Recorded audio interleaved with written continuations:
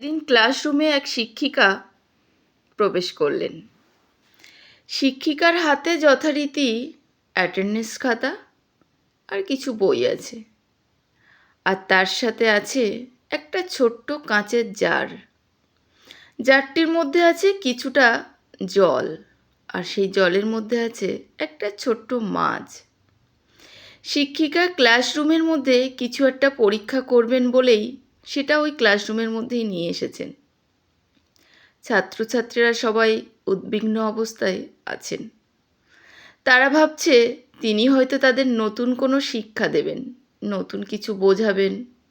তারাও খুব আগ্রহ সহকারে বসে আছে।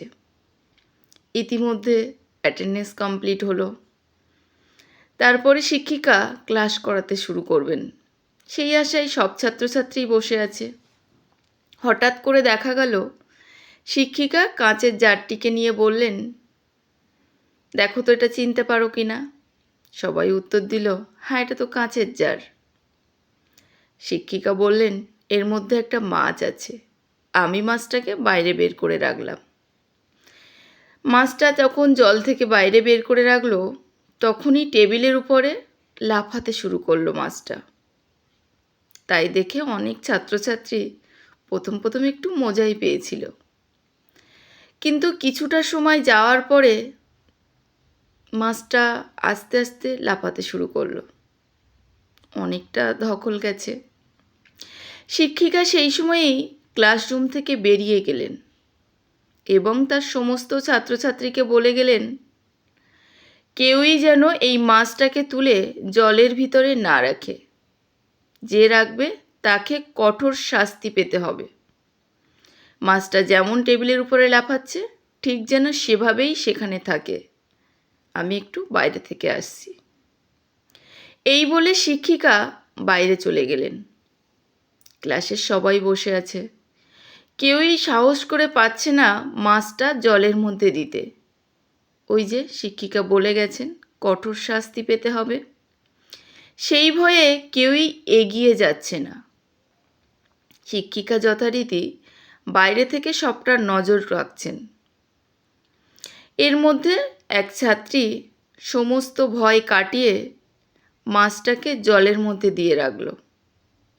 ছাত্রীটা ভাবল, না হলে তো মাছটা মরে যাবে। টিচার আমাকে যা শাস্তি দেবেন সেটা আমি না হয় মাথা পেতেই নেব, কিন্তু একটা প্রাণ, ও তো হারিয়ে যাবে, মরে যাবে। ওর থেকে এটাই ভালো, আমি শাস্তিটা মাথা পেতেই নেব।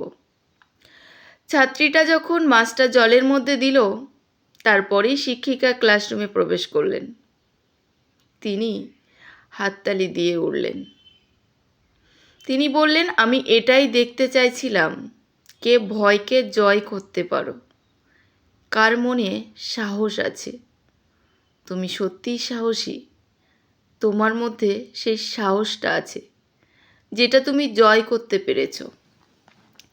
তিনি তখন ক্লাসের সমস্ত ছাত্রছাত্রীদের বললেন, নিজের ভয়কে জয় করো, অন্যায়কে কখনো প্রশ্রয় দিও না, ভয়টাকে জয় করতে শেখো, মনে সাহস রেখে এগিয়ে চলো, তাহলেই জীবনের পথে সফল হতে পারবে। শিক্ষিকা এই কথাটি সবাইকে মনে একটি নতুন আশার সঞ্চার করল।